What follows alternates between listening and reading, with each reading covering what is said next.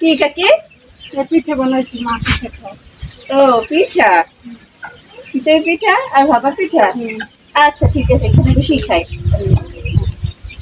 চিতই পিঠা, চিতই পিঠা, এই যে খেজুরের গুড় আর হচ্ছে ভাপা পিঠা।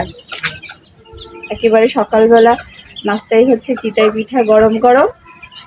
আর এই যে ছাদে দাঁড়িয়েছিলাম, এই যে আমাদের কাকি দিয়ে গেছে চিতই পিঠা, গরম গরম চিতই পিঠা।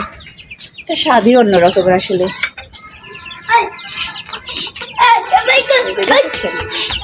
একেবারে এই গুড়টা কিন্তু একেবারে খাঁটি খেজুরের গুড়। এই গুড়টা আবার আমাদের একটা ভাবি আমাদের গিফট করছে, তাদের বাবার বাড়ি থেকে দিয়ে গেছিল। তো সেই গুড়টা একেবারে এই যে ভিতরে দানা দানা হয় না খাঁটি খেজুরের গুড়ে, সেই রকমের এই যে একটা দানা দানা হয়েছে। এত মজা খেতে।